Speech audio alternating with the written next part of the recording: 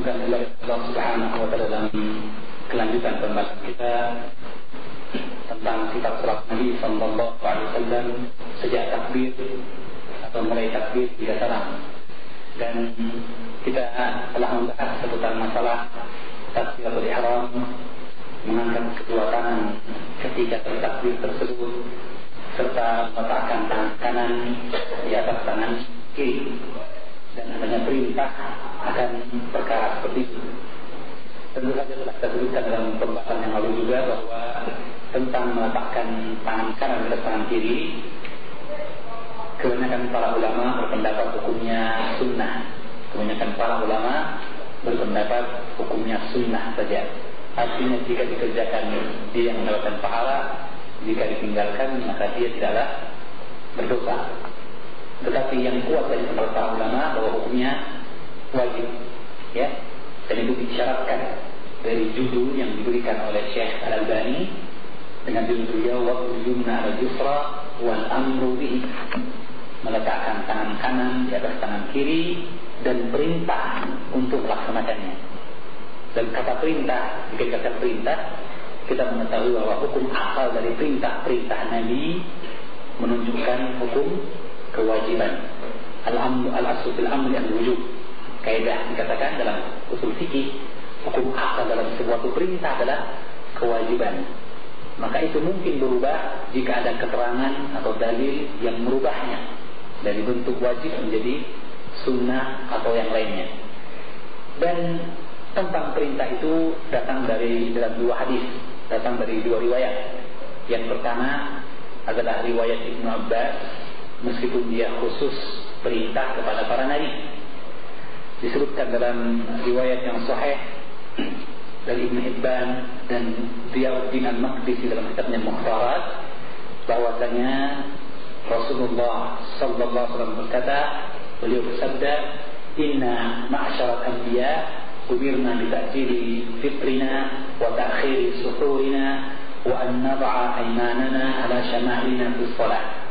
Kami seluruh para nabi diperintahkan untuk menyegerakan berbuka dan mengakhirkan bersahur, dan untuk meletakkan tangan kanan kami di atas tangan kiri kami di dalam sholat. Ya, menunjukkan kepada kita bahwa ini adalah perintah kepada Rasulullah Sallallahu Alaihi Wasallam, sebagaimana perintah kepada nabi-nabi sebelumnya. Jadi bukan perkara aneh. Kita tahu bahwa puasa dan sholat adalah perkara yang telah disyariatkan kepada nabi-nabi sebelumnya. Dalam surah Al-Rahman, ya ayyuhalladzina amanu kutiba alaikumus shiyamu kama kutiba 'alal ladzina min qablikum. Ya, maka puasa telah disyariatkan pada masa yang lalu pada nabi-nabi yang sebelumnya. Dan karena itu ketika dikatakan diperintahkan menyegerakan berbuka dan melambatkan sahur, itu berarti perkara yang jelas, ya kan? Karena kata puasa sendiri telah ada pada zaman dahulu. Demikian pula sholat juga telah ada, dan perintah dalam sholat adalah meletakkan tangan kanan di atas tangan kiri. Ya. Cuma mungkin orang mengatakan ini kan hanya perintah kepada para nabi, dan perintah kepada para nabi belum tentu itu juga berarti wajib bagi umatnya. Tapi kita dapatkan keterangan yang lain. Itu dari hadis Sahal bin Sa'ad As-Sa'idi, Sahih Al-Bukhari dan Imam Ahmad, bahwasanya dia berkata, Sahal bin Sa'ad As-Sa'idi sahabat, dia berkata, "Kana an-nasu yu'maruna," adalah manusia diperintahkan oleh Nabi, "an yad'a ar-rajulu yadahu al-yumna ala dhira'ihi al-yusra fi shalah." Adalah manusia diperintahkan seseorang jika salat meletakkan tangan kanannya di atas tangan kirinya di dalam sholat. Jadi dalilnya adalah kalimat adalah manusia diperintahkan. Siapa yang memerintahkan manusia? Tentulah Rasulullah Sallallahu Alaihi Wasallam. Dan manusia yang dimaksud adalah para sahabat, dan itu berarti perintah kepada umat beliau, yaitu umat Islam seluruhnya.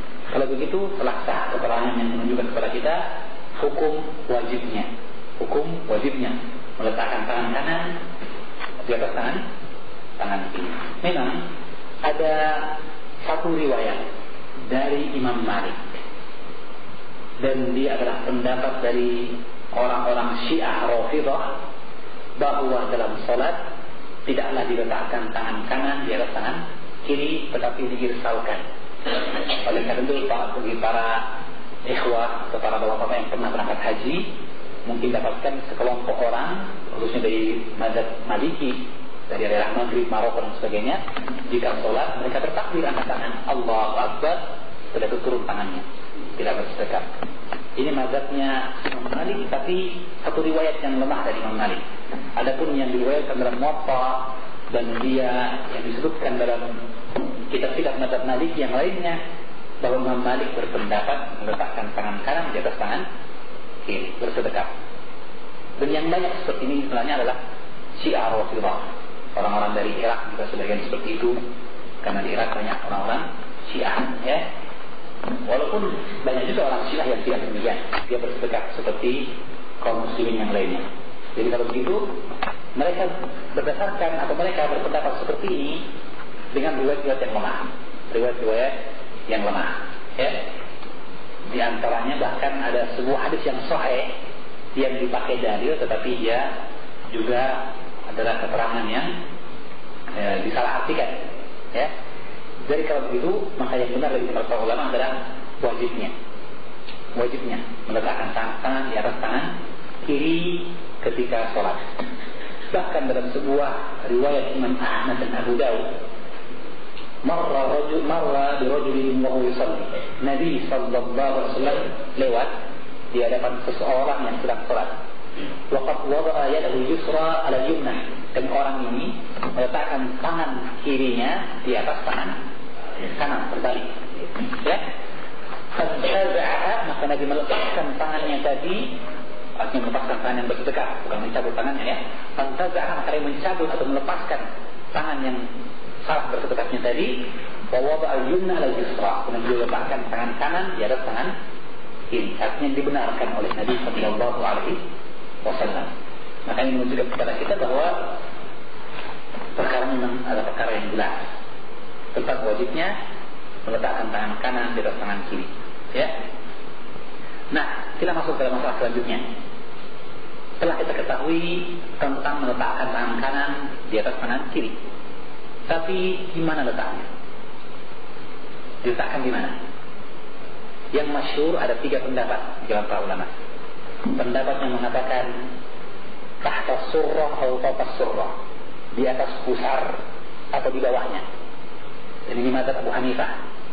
Oleh karena itu, orang-orang yang mungkin pernah ke Pakistan atau bertemu dengan sekelompokan orang dari Pakistan dan India yang mereka mazhabnya Hanafi akan melihat sholat mereka, sholatnya seperti itu, ya. Kalau dia takbir Allahu Akbar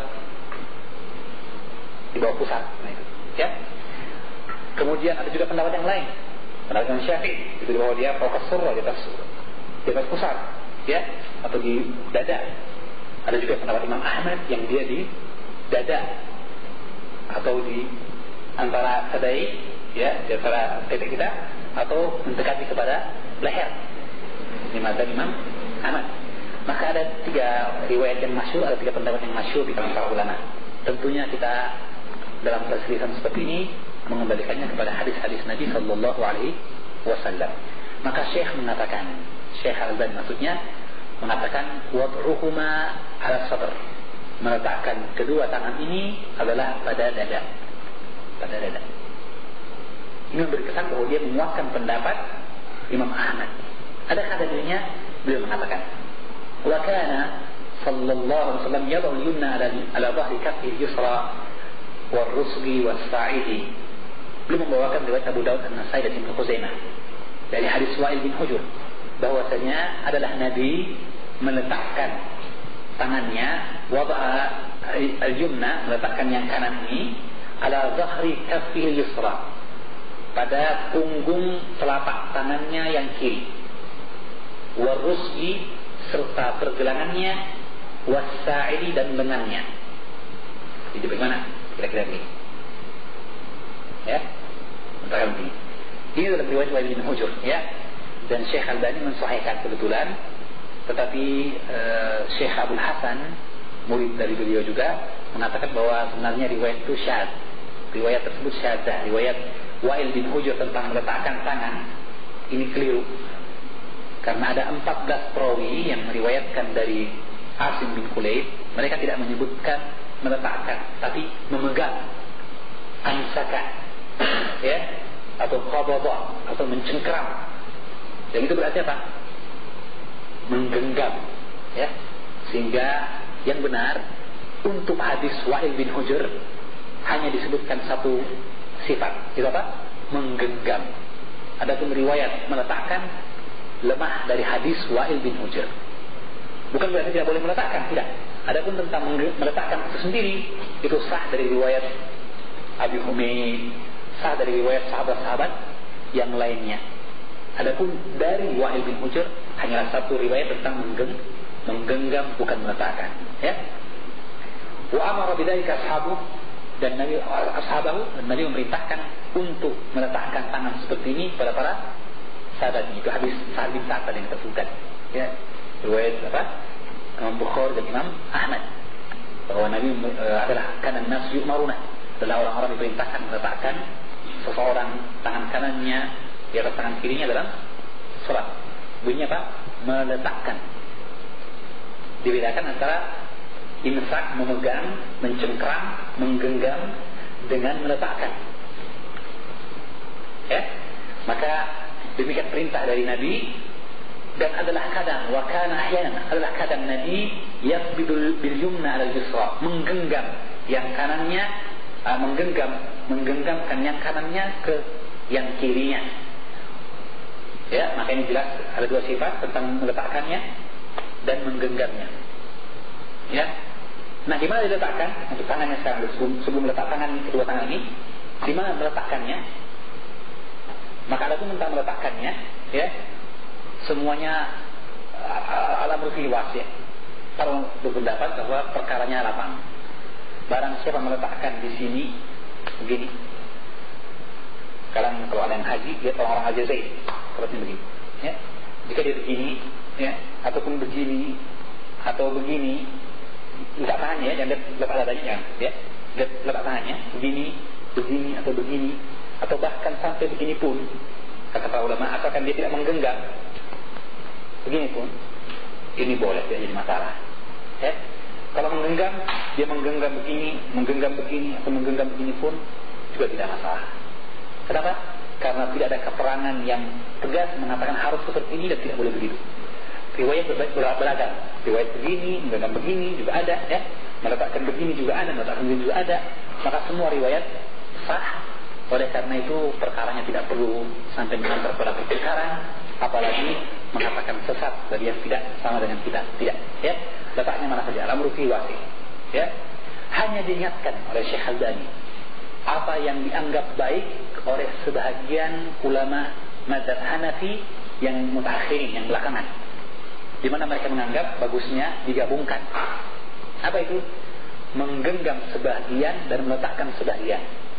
Jadi ini yang masyhur di kalangan mutaakhirin dari orang yang terpengaruh dengan mazhab ini di kalangan Syafi'iyah, sehingga mereka ketika sholat mengatakan bagusnya begini.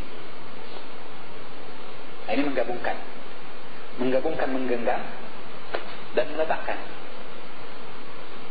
Jadi ini pendapat dari orang-orang yang belakangan dari mazhab Hanafi.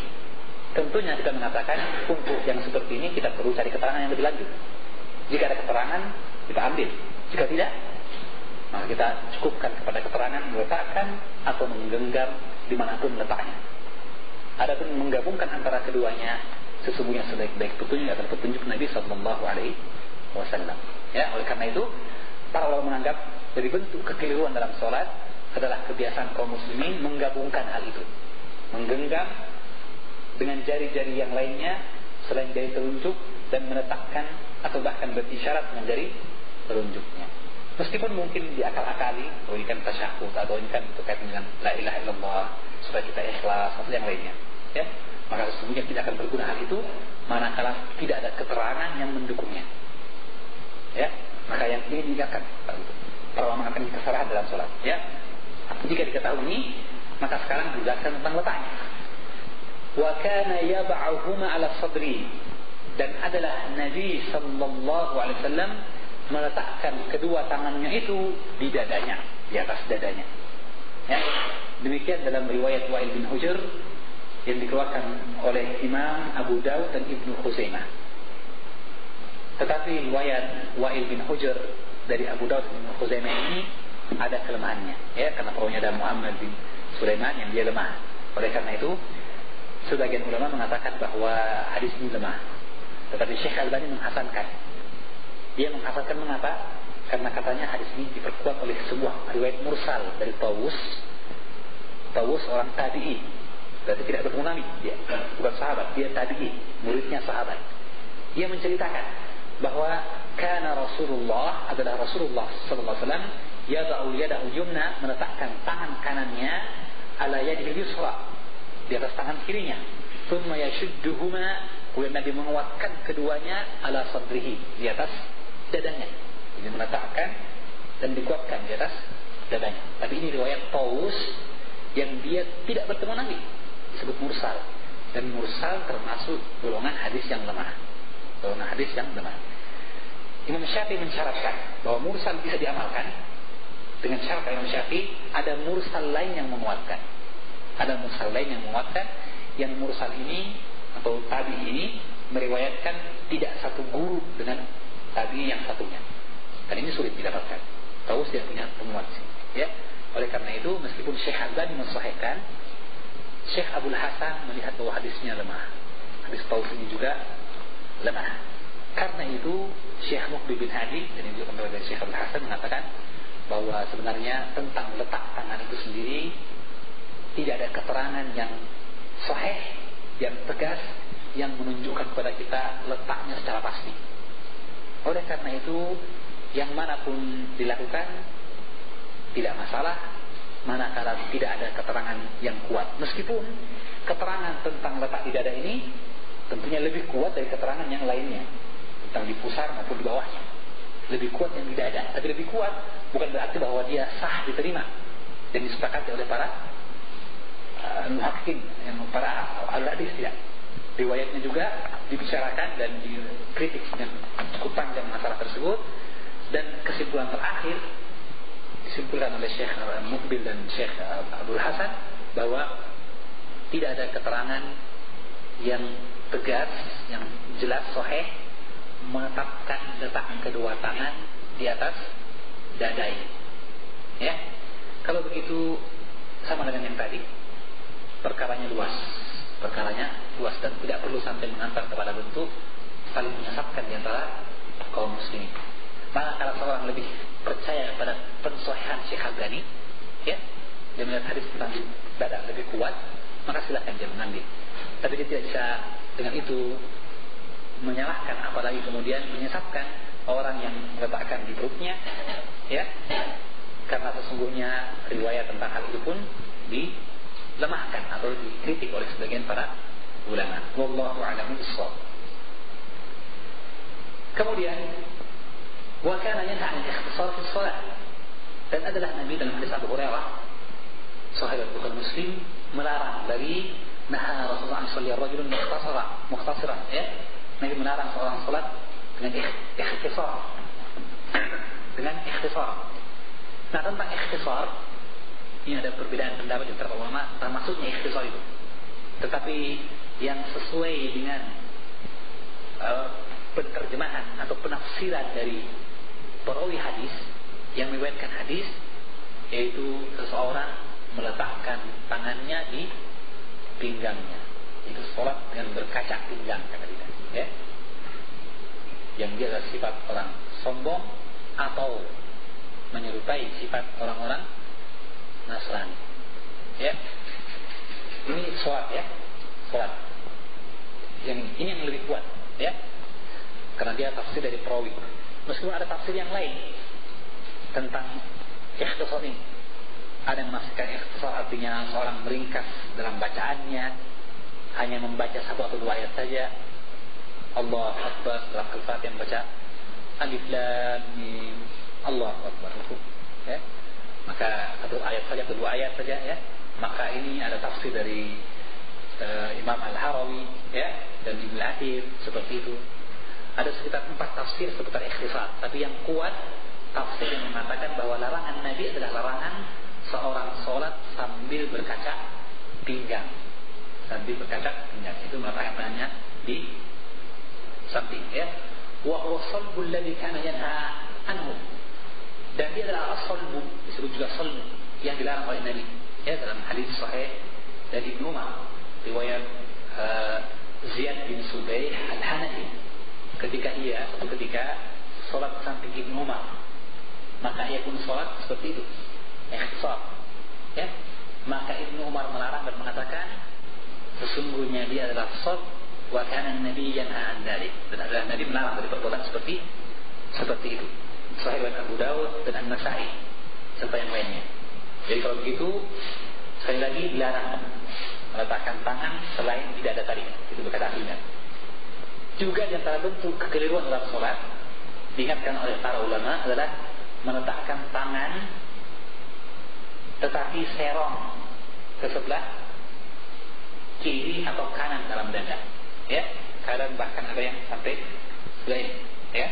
Katanya apa? Sayyidina Ali seperti itu ya. Cerita turun-temurun, konon kabarnya seperti itu ya. Maka ini pun tentunya adalah perkara yang membutuhkan dalil. Ada keterangan seperti itu ya. Dan riwayat tentang Ali bin Abi Thalib berbuat seperti itu tidak benar. Kalaupun benar dalam kisah konon kabarnya bahwa itu karena kudanya lari, maka dia menarik dan memegang tali kekangnya, berarti itu karena hajat. Kalaupun itu benar, adapun seorang sholat terus seperti ini, maka dia adalah perkara yang menyelisih sunnah Nabi Sallallahu Alaihi Wasallam. Itu meletakkan tangan di dada. Ditambah lagi bahwa perkara seperti kata Syekh Ibnu Utsaimin rahimahullah taala adalah bentuk tidak i'tidal, tidak tawassut, tidak pertengahan dalam sholat ya kan? Gimana tidak? Pasti memberi beban kan? Jika orang sholatnya seperti ini, apa yang terjadi? Ya? Pasti ada kesan terbebani kan? Tidak seimbang dan jauh dari khusyuk ya. Adapun seorang sholat dengan tangan di dada, subhanallah, akan terasa khusyuk yang tampak ya, dari ketenangan tubuh kita, postur dan posisi yang baik. Adapun miring-miring seperti tadi tentunya akan memberatkan diri kita sendiri. Apalagi tidak ada keterangan tentang hal tersebut yang dengannya boleh kita amalkan. Oleh karena itu tidak boleh beramal seperti ini. Wallahu a'lam bishawab. Selanjutnya, perkara yang berikutnya adalah tentang an-nadhru ala mawdi' sujud wal khusyuk. Melihat ke tempat sujud dan khusyuk. Melihat ke tempat sujud dan khusyuk. Ya. Maka diriwayatkan dari hadis riwayat Al-Baihaqi dan Al-Hakim dari Abu Hurairah radhiyallahu ta'ala anhu, kana an-nabiy sallallahu alaihi wasallam idza shalla taqta'a ra'sahu wa rama bi basarihi nahwa al-ard. Adalah Nabi jika salat taqta'a ra'sahu, beliau menundukkan kepalanya, wa rama bi basarihi nahwa al-ard, dan ia melemparkan pandangannya ke tanah. Ya, ini dalam hadis riwayat Baihaqi dan Al-Hakim. Dan dalam hadis Aisyah disebutkan lamma dakhala al-Ka'bah, tatkala Nabi masuk ke Ka'bah, ya, ketika dia minta kunci dari juru kunci Ka'bah ketika itu, ya, dalam satu Makkah, beliau kemudian minta dibukakan, dan setelah itu beliau masuk ke Ka'bah dan sholat, ya. Dakhala al-Ka'bah, beliau masuk ke Ka'bah, ma khallafa basaruhu mawdi'a sujudihi hatta kharaja minha, maka beliau pandangannya tidak pernah menyelisih tempat sujudnya hingga dia keluar. Jadi Nabi sholat di dalam Ka'bah, dalam bangunan Ka'bah, dia sholat ke dalam, dan kemudian kata Aisyah, matanya tidak pernah menyelisih tempat sujudnya hingga dia keluar, dia selesai dari sholatnya. Beliau sholat 2 rakaat di situ, kemudian selalu melihat ke tempat sujudnya. Nah, keterangan ini merupakan dalil yang dipakai oleh Imam Abu Hanifah, juga Imam Ahmad dan Asy-Syafi'i, serta dari tadi dan Abu Tabi, Musirin, An-Nakhai dan At-Tawi, mereka mengatakan dengan demikian disyariatkan, disunnahkan seseorang ketika sholat memandang ke tempat sujudnya, dan ini dilakukan ketika dia berdiri. Adapun ketika dia beraktivitas yang lain seperti sujud, ruku dan sebagainya, maka ada hukumnya, ada yang lain. Ketika tasyahud mulai ke tempat sujudnya, tempat telunjuknya, ya, dalam riwayat An-Nasai, ya. Maka kalau begitu, sekali lagi bahwa ketika berdiri, para ulama tadi, jumhur ulama berpendapat disyariatkan melihat ke tempat sujudnya. Ya. Adapun Imam Malik dan beberapa ulama yang lainnya mengatakan yang disyariatkan adalah melihat ke arah kiblat. Apa dasar mereka? Mereka berdalil dengan pengumuman ayat. Ketika Allah berfirman dalam Al-Quran, "Wawalli wajhaka syatral masjidil haram," maka hadapkanlah wajahmu ke arah Masjidil Haram, ke arah maksudnya. Fa'inama tuwallu fathamma wajhullah, dimanapun engkau berarah maka di sana ada arah kiblat Allah Subhanahu wa ta'ala. Ini tentang surat sunnah, ya.